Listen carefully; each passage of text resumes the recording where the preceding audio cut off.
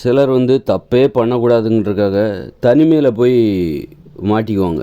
தப்பே பண்ணக்கூடாது, பர்ஃபெக்டாக இருக்கணும், தப்பே பண்ணக்கூடாது அப்படின்னு நினச்சி பார்த்திங்கன்னா கடைசியில் தனிமையில் போய் மாட்டிப்பாங்க. ஏன்னா மனிதர்களோடு பழகுனா தப்பு நம்ம பண்ணுறோம், மனிதர்களோடு பழகும்போது நம்ம தப்பு பண்ணுறோம்.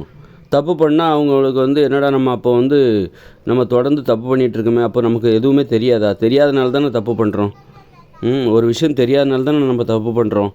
அப்போது நம்ம வந்து எல்லாம் தெரிந்த ஒருவராக ஆகவே முடியாதா? அப்போ ஏன் தப்பு பண்ணுறோம்? மற்றவங்கள்ட்ட பழகுறதுனால தானே நம்ம தப்பு பண்ணுறோம். அப்போ மற்றவங்கள்ட்ட பழகவே கூடாது. அப்போ பழகுனா தான் நம்ம தப்பு பண்ணுறதுக்கான நம்ம தப்பு பண்ணுறோங்கிறது நமக்கு தெரிய வருது. அதனால் ஒரு சிலர் என்ன பண்ணுவாங்க, தனிமையில் போய் மாட்டிப்பாங்க. தப்பே பண்ணக்கூடாதுங்கிற அந்த நினப்பில் அவங்கள அறியாமலே போய் தனிமையில் போய் மாட்டிப்பாங்க. நம்ம எல்லாம் தெரிந்த ஒருவராக இருக்கணும், பர்ஃபெக்டாக இருக்கணும் அப்படின்னு சொல்லிட்டு கடைசியில் பார்த்திங்கன்னா அவங்களே அறியாமல் போய் தனிமையில் மாட்டிப்பாங்க. தனிமையில் மாட்டினோன்னே அவங்களுக்கு மற்றவங்கள்ட்ட பழகுறது எதுவுமே இல்லை. அப்படிங்கும்போது நம்மக்கிட்ட எல்லாமே சரியாக தான் இருக்குது, நாம் எந்த தப்புமே பண்ணல. ஏன்னா இவங்க தான் மற்றவங்கள்ட்ட பழகுனா தானே தெரியும் நீங்கள் தப்பு பண்ணுறீங்களா சரி பண்ணுறீங்களான்ட்டு. உங்கள்கிட்ட இருக்கிற தப்பு எப்போ தெரியும் அப்படின்னா நீங்கள் மற்றவங்கள்ட்ட பழகும்போது தான் தெரியும். அப்போது இந்த மாதிரி தனிமையில் மாட்டிக்கிட்டவங்க தனக்கு எல்லாம் தெரியும்னே நினச்சிட்ருப்பாங்க. மற்றவங்கள்ட்ட பழகும்போது தான் நமக்கு நிறைய விஷயம் தெரியல, அப்போ அதை கற்றுக்கணும் அப்படிங்கிற அதனால் எல்லா விஷயமே எல்லாருக்குமே தெரியாது. அப்படிங்கிறதுனால நம்ம வந்து சரியானவற்றை கற்றுக்கொள்ள வேண்டுமென்றால் நம்ம பழகணும். நம்மக்கிட்ட இருக்கிற தப்பு என்னென்னு நமக்கு தெரியணும்னா நம்ம மற்றவங்கள்ட்ட பழகுனா தான் நம்மக்கிட்ட இருக்கிற என்ன தப்புன்னு தெரியும், அதை திருத்திக்கலாம். நாம் ஏன் சரியானவற்றை கற்றுக்கொள்ள வேண்டுமென்றால் மற்றவரிடம் பழகுவதற்காகத்தான், பிறரிடம் பழகுவதற்காகத்தான், உறவு முறைக்காக தான். நாம் எதுக்கு சரியானவற்றை கற்றுக்கொள்ள வேண்டும் அப்படின்னா பிறரிடம் அப்போ தான் நல்ல மாதிரி பழக முடியும். அடிப்படையான விஷயத்தில் நாம் வந்து ஒரு சரியானவற்றை கற்றுக்கொள்ள வேண்டும். அடிப்படையில் நாம் முழுமையடைய வேண்டும்.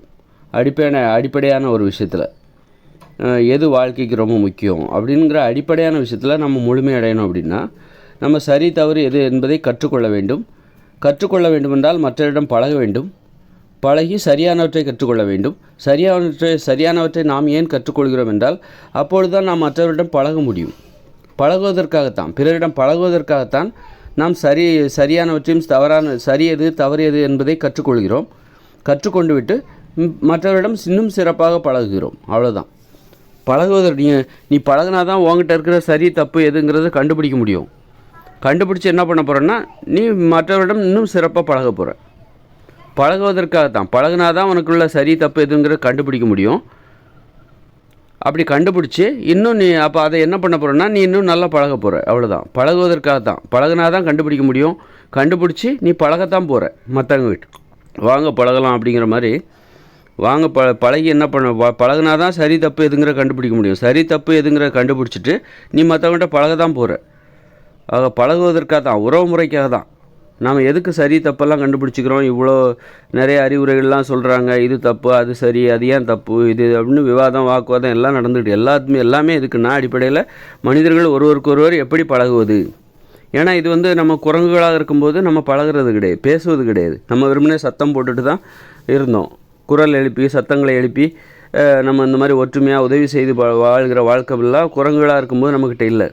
இப்போ மனிதர்களாக இருக்கும்போது நமக்குள்ள பிரச்சனை என்னென்னா, நமக்கு தெரியாத விஷயம் என்னது, மனிதர்களாக இருக்கும்போது நம்ம பழகுகிறோம், ஒருத்தர்கிட்ட பழகுகிறோம், பேசுகிறோம், உதவி கேட்குறோம், உதவி செய்கிறோம். அப்போ அது நமக்கு தெரியாது, எப்படி பழகணும்னு நமக்கு தெரியாது. அப்போது நீ அதை கற்றுக்கிட்டா தான் நீ மனிதர்களாக வாழ முடியும். மனிதர்களாக எப்படி பிறரிடம் பழக முடியும். ஏன்னா அது மனிதர்களுக்கு தெரியாது. இதுக்கு முன்னாடி குரங்குகளாக இருந்தார்கள். அப்போ பழகுவதற்காக தான் மனிதர்கள் பிறரிடம் எப்படி பழக வேண்டும் என்பதை கற்றுக்கொள்வதற்காகத்தான் குரங்காக இருந்து அது விலங்குகளாக இருந்து மனித நிலைக்கு மாறினாங்கல்ல. மனம் எனும் நோய் ஏற்பட்டதுனால இந்நாள் வரைக்கும் மனிதராக மாறுவதற்காக நாம் எடுத்துக்கொண்ட அந்த பரிணாம முயற்சி வரலாறு, இதெல்லாம் இவங்க என்ன பயிற்சி எடுத்திருக்காங்கன்னா எப்படி பழகிறது, மனிதர்களிடம் எப்படி பழகுவது என்பதற்கு தான் பயிற்சி எடுத்திருக்காங்க. இவ்வளோ நாள் இவங்க எடுத்த பயிற்சிங்கிறது எதுக்குன்னா மனிதர்களாக எப்படி பழகுவது, மனிதர்களாக மாறிக்கிட்டு இருக்கிறோம். மனிதர்களாக மாற மனிதர்களாக எப்படி பழகுவது என்கிற பயிற்சி எடுத்துக்கிட்டே இருக்காங்க. என்ன பேசணும், கெட்ட வார்த்தை போடக்கூடாது, கெட்ட வார்த்தை போட்டால் கோவம் வரும், அடிச்சு போடுவாங்க, கொன்று போடுவாங்க, கொலை கூட நடக்கும் கடும் கோபத்தில். அதனால் கெட்ட வார்த்தை போடக்கூடாது, மரியாதை குறைவாக பேசக்கூடாது. எப்படி பழகணும், இவங்களில் யார் பெரியவங்ககிட்ட எப்படி பேசணும், சின்னவங்ககிட்ட எப்படி பேசணும், பெண்கள்கிட்ட எப்படி பேசணும், ஆண்கள்கிட்ட எப்படி பேசணும், குழந்தைகள்கிட்ட எப்படி பேசணும். இதில் பெண்கள் இப்போ யார் பெரியவங்க, பெண்களில் வயசு குறைஞ்சவங்க தான் பெரியவங்க. இப்போ பிறக்கிற குழந்தை தான் இந்த உலகத்திலே பெரியவங்க. இப்போ பிறக்கிற பெண் குழந்தை தான் இந்த உலகத்திலே மிகப்பெரிய பெரியவர். இந்த நிமிடத்தில் இந்த நொடியில் பிறக்கிற ஒரு பெண் குழந்தை தான் இந்த உலகத்திலே மூத்தவர். அப்போ பெண்கள் பிறக்கும்போதே பெரியவர்களாக பிறக்கிறார்கள். 120 வயசு பிறக்கும்போதே அவங்க வயசு 120 வயசு. ஆண்கள் பிறக்கும்போது அவங்க வயசை ஒன்றும் கிடையாது. பிறக்கும்போது அவங்க வயசு 0 தான். அப்புறம் 1 வயசு ஆகுது, 1 வருஷம் ஆன பிறகு ஒரு வயசு, 2 வயசு. இப்படி இதெல்லாம் தெரிஞ்சுக்கிட்டால் தான் அப்போ பெண்கள்கிட்ட எப்படி பேசணும், பெண் குழந்தைகளை எப்படி கூப்பிடணும், வாங்க போங்கன்னு கூப்பிடணும். அப்போ ஆண் குழந்தைகளை வாடா போடான்னு கூப்பிடலாம் அந்த அப்பா அம்மா வந்து தனது ஆண் குழந்தைய வாடா போடான்னு கூப்பிடலாம், தனது பெண் குழந்தைய வாங்க போங்கன்னு கூப்பிடணும். எப்படி பழகிறது, இதைத்தான் மனிதர்கள் கற்றுக்கிட்டு இருக்காங்க. அதுக்கு மொழி தேவைப்படுது. அம்மாங்கிற வார்த்தையை கண்டுபிடிக்கணும், அப்பாங்கிற வார்த்தையை கண்டுபிடிக்கணும், அப்போ தான் பழக முடியும். ஒழுக்கங்கிற வார்த்தையை ஒழுக்கமாக வாழ்ந்து கண்டுபிடிக்கணும். கட்டுப்பாடுங்கிற வார்த்தை எதுக்கு, இது கட்டுப்பாடு, இது இந்த மாதிரியான நடைமுறைகளுக்கு கட்டுப்பாடுன்னு நம்ம பேர் வைக்கலாம். அதுக்கு நிறைய பேர் வச்சுருப்பாங்க. அப்புறம் இதுக்கு கடைசியில் கட்டுப்பாடுங்கிற பேர் நல்லாயிருக்கு, ஒழுக்கங்கிற பேர் நல்லாயிருக்கு. நாம் பேசுகிற மொழிக்கு ஒரு தமிழ்னு பேர் வைப்போம். இப்படி வாங்க போகலாம் அப்படிங்கிறது, ஒருத்தருக்கு வாங்க போகலாம், அழைச்சிட்டு போகணும் அப்படின்னா இந்த வார்த்தையை பயன்படுத்தலாம். இப்படி பழகுவதற்காக தான் மொழியவே கண்டுபிடிக்கிறாங்க. அதிலே நிறைய தப்பு பண்ணுவாங்க. இந்த வார்த்தை அந்த வார்த்தை. அம்மாங்கிற வார்த்தைக்கு முன்னாடி எம்மான் இருப்பாங்க, இம்மான் இருப்பாங்க, ஆமான் இருப்பாங்க, எம்ஏன் இருப்பாங்க. கடைசியில் அம்மான்னு ஒரு வார்த்தையை கண்டுபிடிக்கிறாங்க. இப்படி நிறைய தவறுகளை செஞ்சு சரியானவற்றை கற்றுக்கொள்கிறார்கள். சரியானவற்றை கற்றுக்கொண்டு பழகத்தான் போகிறார்கள். பழகித்தான் சரி தவறு எது என்பதை கற்றுக்கொள்கிறார்கள். அதாவது பழகி தான் சரி தவறு எது என்பதை கற்றுக்கொள்கிறார்கள். அப்புறம் கற்றுக்கொண்டு பழகத்தான் போகிறார்கள். பழகுவதற்காகத்தான் சரி தவறு எது என்பதை பழகி கற்றுக்கொள்கிறார்கள். அப்போ நீச்சல் அடிக்கணும்னா நீச்சல் அடிக்கணும். நீச்சல் கணத்தில் குதிச்சாதான் நீச்சல் அடிக்க முடியும். நீச்சல் அடிக்க கற்றுக்கொண்டா இப்பொழுது என்ன செய்ய போகிறாய்? நீச்சல் தான் அடிக்கப் போகிறேன். எவ்வளோ அற்புதமாக இருக்குது பாருங்கள். நீ கிணத்துல நீச்சல் அடித்து என்னப்பா பண்ண போகிற? நீச்சல் தான் அடிக்க போகிறேன். சைக்கிள் ஓட்டி என்ன கற்றுக்க போகிற? சைக்கிள் தான் ஓட்ட போகிறேன். அது மாதிரி நீ வந்து பழகி எது சரி தவறு எது என்பதை தெரிந்து கொள்வதற்காக நீ பழகுகிறாய். பழகி என்ன பண்ண போகிற? பழகத்தான் போகிறேன். முதல்ல அமைதியாக, அதாவது நல்ல மாதிரி நான் பழக போகிறேன். சரி தவறு என்பதை கற்றுக்கொள்ளும்போது தப்பாக பேசியிருப்போம், கெட்ட வார்த்தை போட்டிருப்போம். இப்போ சரி எது தப்பு, எந்தெந்த வார்த்தைகளை பயன்படுத்தணும்னு இப்போ தெரிஞ்சு போச்சு. இனிமேல் நல்ல மாதிரியான வார்த்தைகளை பயன்படுத்தி நான் பழகப் போகிறேன். அமைதியாக பழகப் போகிறேன். குழப்பங்கள் இல்லாமல், சந்தேகங்கள் இல்லாமல் நான் பழகப் போகிறேன்.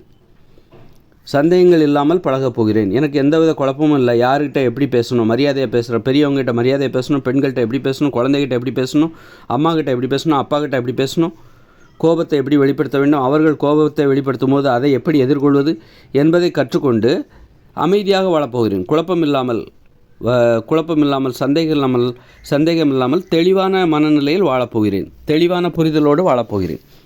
தெளிவான புரிதலோடு பழகப் போகிறேன். முதல்ல பழகும்போது என்ன ஆகுது, தெரியாத போது என்ன ஆகுது அப்படின்னா நிறைய சண்டைகள் வருது. பேசக்கூடாத வார்த்தைகளை பேசுகிறோம். மற்றவங்க விமர்சனத்துக்கு எப்படி மதிப்பு கொடுக்கணும், யார் நம்பிக்கையாக இருக்கவங்கள்ட்ட நம்பிக்கையாக இருக்கணும், நம்பிக்கை இல்லாமல் இருந்தால் என்ன நடக்கும், துரோகியாக மாறிடுவோம். இதெல்லாம் கற்றுக்கும்போது கடைசியில் இப்போ எல்லாமே எனக்கு தெரிஞ்சு போச்சு, அடிப்படையான விஷயங்கள் தெரிஞ்சு போச்சு. இப்போ நான் என்ன பண்ண போகிறேன்னா தெளிவாக பழக போகிறேன், அமைதியாக பழக போகிறேன். எனக்கு குழப்பங்களே இல்லை. ஒருத்தர்கிட்ட எப்படி பழகணுங்கிறதுக்கான அடிப்படை விதிமுறைகள் எனக்கு தெரிஞ்சு போச்சு. யார்கிட்ட எப்படி பேசணும், என்ன பேசணும், பணிவாக பேசுகிற இடத்துல கோபத்தை எப்படி வெளிப்படுத்தணும், சில இடத்துல எடுபடாத இடத்துல, பாதுகாப்பு இல்லாத இடத்துல கோபத்தை வெளிப்படுத்தக்கூடாது. இதெல்லாம் தெரிஞ்சிட்டதுக்கப்புறம் இப்போ பாதுகாப்பாக பழகப் போகிறேன். அதே நேரத்தில் என்ன உணவு சாப்பிடணும், அப்போ தான் பழகுற முறை, நாம் சாப்பிட்ற சாப்பாடு நமது பழகுற முறையை தீர்மானிக்கிறது, பேசுகிற வார்த்தைகளை தீர்மானிக்கிறது. நம்ம பேசணும், அறிவுபூர்வமாக பேசினா தான் மதிப்பாங்க. பணம் இருந்துட்டால் மட்டும் மதிக்க மாட்டாங்க. பணம் இருந்தால் கொடுத்தா தான் மதிப்பாங்க. அப்போது அறிவுபூர்வமாக இருக்கணும். அப்போ அந்த அறிவுபூர்வமாக இருக்கணும்னா அதுக்கேற்ற உணவு எது? மாமிசெல்லாம் சாப்பிட்டா மூளை வேலை செய்யாது, மூட நம்பிக்கை தான் ஏற்படும். அப்போ செயற்கையான அறிவு தான் வரும். புத்தகத்தை படித்தா தான் அந்த அறிவு கிடைக்கும். செயற்கையான அறிவுங்கிறது புத்தகத்தை படித்து கிடைக்கக்கூடியது. இயற்கையாகவே நமது மூளைக்கு அறிவு இருக்குது. அந்த அறிவை பெற வேண்டுமென்றால் அதற்கேற்ற உணவுகளை சாப்பிட வேண்டும். அதை சாப்பிட்டா வாழ்க்கை இன்னும் எளிதாக இருக்கும். பிறரிடம் பழகுவது எளிதாக இருக்கும். மாமிசம்லாம் சாப்பிட்டாக்கா, அரிசி கேழ்வரகு கோதுமை எல்லாம் சாப்பிட்டாக்கா நமக்கு வன்முறை உணர்ச்சி ஏற்படும். பெண்களை மதிக்க மாட்டாங்க, பெரியவங்களை மதிக்க மாட்டாங்க, எடுத்தறிஞ்சு பேசுவாங்க. உடம்புல அளவுக்கு அதிகமான ஆற்றல் வந்தவுடனே பிறரது உதவி தேவைப்படாது, பிறரை அடிமைப்படுத்த தான் தோன்றும், பிறரிடம் பழகுவது முடியாத செயல். அப்போ மனித உணவுகள்னு காய்கறிகள், கீரைகள், பழங்கள், பயிர் வகைகள், பருப்புகள், கடலைகள், காளான், இதுதான் மனித உணவு. இதை மட்டுமே சாப்பிட்டா தான் பிறரிடம் இயல்பாக பழக முடியும், பிறரை தனக்கு சமமாக மதிக்க முடியும். பெண்களை பெரியவராக அப்போ தெரியும், பெண்கள்னால் பெரியவங்க அப்படின்னு தெரிய வரும். நல்ல உணவு சாப்பிட்ணும். அப்போது மற்றவங்கள்ட்ட பழகுவதற்காக நாம் மொழியை கண்டுபிடிக்கிறோம், வார்த்தைகளை கண்டுபிடிக்கிறோம், நாம் என்ன உணவை சாப்பிட்ணுங்கிறத கண்டுபிடிக்கிறோம். அது மாதிரி எங்கே வாழணுங்கிறதையும் கண்டுபிடிக்கணும். கிராமங்களில் வாழணும், இந்த மாதிரி நகரங்களில் வாழக்கூடாது. நகரங்களில் வாழ்ந்தால் பிறரிடம் பழகவே மாட்டாங்க, தனிமையில் தான் இருப்பாங்க. பிறரிடம் பழகுவதற்கு நமக்கு காடுகள் தான். நாம் வாழ்கிற இருப்பிடங்களை காடுகளாக திட்டமிட்டு நாமே மாற்ற வேண்டும். அதுதான் கிராமமாக வசிக்க வேண்டும், வாழ வேண்டும், இயற்கையோடு இணைந்து கலந்து வாழ வேண்டும். அப்போ தான் பிறரிடம் பழக தோணும். இந்த மாதிரி கல்லூரி, பள்ளிக்கூடம், தொழிற்சாலைகள், தொழில் நிறுவனங்கள், விண்வெளி ஆராய்ச்சி, கப்பல், விமானம், இந்த மாதிரியெல்லாம் வாழக்கூடாது.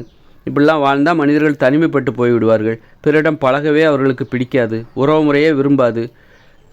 அப்போது இந்த மொபைல் ஃபோன், இது டிவி, மின்சாரம் எதுவுமே இல்லைன்னா வேறு வழியே இல்லை. மனிதர்கள் பிறரிடம் பழகினால்தான் அவர்களுக்கு பொழுது போகும். அப்போ பழகுவதற்கான கட்டாயத்தையும் நிர்பந்தத்தையும் ஏற்படுத்தணும். அதுக்கு இந்த இயந்திர அறிவியல் உலகில் இன்றைக்கி எல்லோரும் மொபைல் ஃபோன் இருக்குது, பிறரிடம் எதற்காக பழக வேண்டும் அப்படின்னு நினச்சி எல்லாம் தனிமைப்பட்டு போய் கிடக்குறாங்க. மொபைல் ஃபோன் இருக்குது, டிவி இருக்குது, பொழுதை போக்குவதற்கு எனக்கு டிவி இருக்குது, மொபைல் ஃபோன் இருக்குது, எனக்கு எனது லட்சியத்தை அடைவதற்கு நிறைய வேலை இருக்குது, மனிதர்களிடம் பேசுவதற்கு எனக்கு நேரம் இல்லை அப்படின்னு சொல்லிட்டு இன்றைக்கி தனிமைப்பட்டு கிடக்குறாங்க. அப்போ பிறரிடம் பேச வேண்டும் என்றால் இந்த மாதிரி ஒரு வாழ்க்கையே இருக்கக்கூடாது. மொபைல் ஃபோன் இருக்கக்கூடாது, மின்சாரம் இருக்கக்கூடாது, டிவி இருக்கக்கூடாது. அப்போ வேறு பிறரிடம் பேசுவதை தவிர நமக்கு வேறு வழியே இல்லை, பிறரிடம் பழகுவதை தவிர நமக்கு வேறு வழியே இல்லை. அப்போ அந்த மாதிரியான ஒரு உலகம் எப்படி இருக்கும்? இயற்கையோடு இணைந்து அங்கே சமத்துவம் இருக்கணும், சுதந்திரம் இருக்கணும், சுயமரியாதை இருக்கணும். அப்புறம் உணவு உற்பத்தி, தினசரி உணவு கிடைக்குங்கிற ஒரு உத்தரவாதம் அங்கே இருக்கணும். அதற்கான வடிவமைப்பு அதை நான் இப்போ கண்டுபிடிச்சி வச்சுருக்கேன். அதற்கான வடிவமைப்பு என்கிட்ட இருக்குது. ஒரு எதிர்காலத்தில் 2040 இந்த இயந்திர அறிவியலும் செயலிழக்கும். அதன் பிறகு மனிதர்கள் எங்கே இயற்கையோடு இணைந்து வாழப்போகிறார்கள், அந்த உலகம் எப்படி இருக்கும், அதற்கான வடிவமைப்பு எப்படி இருக்கும்? ஒரு சமத்துவத்தை வலியுறுத்துகிற, சுதந்திரத்தை எளிதாக்குகிற, சுயமரியாதையை கட்டாயப்படுத்துகிற ஒரு உலகம். அது ஆரோக்கியமாக வாழ்வதற்கும் மகிழ்ச்சியாக வாழ்வதற்கும் இதைவிட பொருத்தமான உலகம் வேறு எதுவும் இருக்க முடியாது. அப்படி ஒரு உலகத்தை நான் கண்டுபிடிச்சிருக்கேன். அது ஒரு கண்டுபிடிப்பு. யார் கண்டுபிடிச்சாலும் அது அப்படித்தான் இருக்கும். அதனால் அப்படிப்பட்ட ஒரு கண்டுபிடிப்பை கண்டுபிடிச்சிட்ருக்கேன். அப்போது பழகுவதற்காக தான் நான் ஒரு உலகத்தையே கண்டுபிடிக்கிறேன். மனிதர்கள் பழகுவதற்காக தான் நான் ஒரு உலகத்தையே கண்டுபிடிக்கிறேன். அது மாதிரி ஒரு ஆடல் எப்படி இருக்க வேண்டும், பாடல் எப்படி இருக்க வேண்டும், கவிதை எப்படி இருக்க வேண்டும், ஒரு கதை எப்படி சொல்ல வேண்டும் என்பதையெல்லாம் கண்டுபிடிக்கிறேன். ஒட்டுமொத்த ஒரு உலகத்தையும் மனிதர்கள் அங்கே எப்படி வாழ வேண்டும் அதற்கான விதிமுறைகளையும் கண்டுபிடிக்கிற ஒரு நபராக நான் இருக்கிறேன். அப்படிப்பட்ட நான் யார்? மனித நிலையில் முழுமையடைந்த அந்த முதல் மனிதன். மனிதர்கள் இப்பொழுதுதான் மனித நிலையில் முழுமையடைகிறார்கள். மனிதர்களாக மாறுவதற்கான அந்த முயற்சியில் இப்பொழுதுதான் முழுமையடைகிறார்கள், வெற்றியடைகிறார்கள். எவ்வளோ பெரிய சிறப்பிற்குரிய ஒருவராக நான் இருக்கிறேன். அதை நான் இந்த உலகத்திற்கு தெரியப்படுத்துவது எனது கடமை. அந்த உண்மை மனிதர்களுக்கு தெரிய வேண்டும். அது மனிதர்களின் உரிமை. அதை சொல்வது எனது கடமை. உடம்பு ஆரோக்கியமாக இருந்தால் தான் நல்லா பழக முடியும். இல்லைன்னா மற்றவங்களோட நம்மளால் நல்லா பழக முடியாது. உடம்பு நோயெல்லாம் இருந்துச்சுன்னா பிறரை பழகவே முடியாது, பிறரை நம்பவே முடியாது. நம்பிக்கை ரொம்ப முக்கியம். நோயாளிகள் பிறரை அவ்வளோ ஈஸியாக நம்ப மாட்டாங்க, சந்தேகப்பட்டுக்கிட்டே இருப்பாங்க. நோயாளிகள் பயப்படுவாங்க, உறவையே பயப்படுவாங்க, தனிமையை தான் விரும்புவாங்க. நோயாளிகளை மற்றவர்களும் புறக்கணித்து விடுவார்கள். பழகுவதற்கு ஏற்ற நபராக இந்த நோயாளிகள் இருக்க மாட்டார்கள். நோயாளிகளால் எல்லா இடத்துக்கும் சுதந்திரமாக போக முடியாது. மழை பெஞ்சதுன்னா பயப்படுவாங்க, மழை தண்ணி பட்டால் சளி பிடிச்சிக்கும், அவங்களுக்கு எதிர்ப்பு சக்தி இருக்காது. அவங்களால ஒரு நண்பர்களோடு சுதந்திரமாக, தோழிகளோடு சுதந்திரமாக சுற்றி தெரிய முடியாது. ஒரு கிணத்துல இறங்கி குளிக்க முடியாது, சளி பிடிச்சிக்கும், என்னால் முடியாது, எனக்கு ஆஸ்மா இருக்குது, வீசிங் இருக்குது அப்படின்னு சொல்லிவிடுவாங்க. அதனால் ஆரோக்கியமாக இருந்தால் தான் சுதந்திரமாக சுற்றி வாழ முடியும், பழகுவதற்கு எளிதாக இருக்கும். ஆரோக்கியமானவர்களிடம்தான் பழகுவதற்கு எளிதாக இருக்கும். நோயாளிகள் தாழ்வு மனப்பான்மையில் பாதிக்கப்பட்டிருப்பார்கள். ஏனென்றால் அந்த உடம்பில் நோய் இருக்கிறது, கண்டிப்பாக தாழ்வு மனப்பான்மை இருக்கும். அந்த உடம்புக்கே தாழ்வு மனப்பான்மை இருக்கும். நம்ம உடம்பு ஆரோக்கியமாக இல்லை. அப்போ தாழ்வு மனப்பான்மையில் என்ன இருக்கும்? மனசில் வன்முறை உணர்ச்சி அதிகமாக இருக்கும், பழி உணர்ச்சி அதிகமாக இருக்கும், அவமான உணர்ச்சி அதிகமாக இருக்கும். அப்போ அவங்ககிட்ட பழகிறது ரொம்ப கஷ்டம். நோயாளிகளால் தான் பழக முடியும். ஆரோக்கியமாக இருக்கிறவங்க பழக முடியாது. ஆரோக்கியமானவர்கள் தான் பழக முடியும்.